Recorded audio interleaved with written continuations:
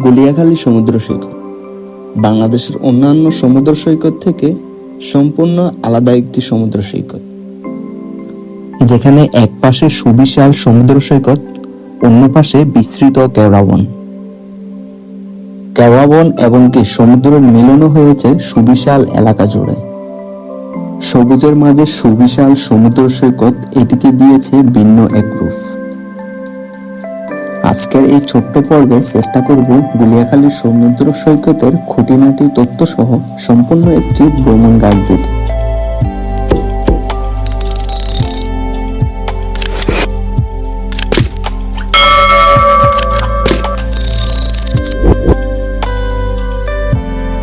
গুলিয়াখালী সমুদ্র সৈকত সীতাকুণ্ড বাজার থেকে মাত্র 5 কিলোমিটার দূরে অবস্থিত।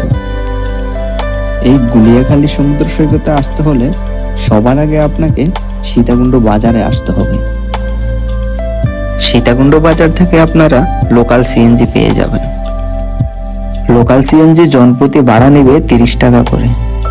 আপনারা চাইলে রিজার্ভও নিতে পারেন, সেক্ষেত্রে ভাড়া দিতে হবে 150 টাকা।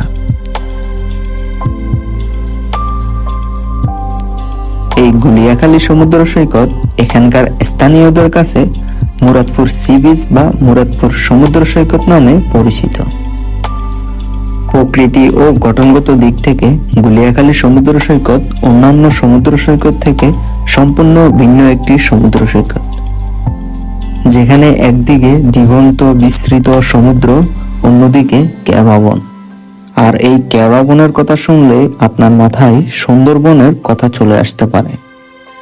এই কেওড়া গাছ সুন্দরবনের অন্যতম একটি বৃক্ষ। গুলিয়াখালী সমুদ্র সৈকতকে ভিন্নতা দিয়েছে এই সবুজ গালিচার বিস্তৃত ঘাস।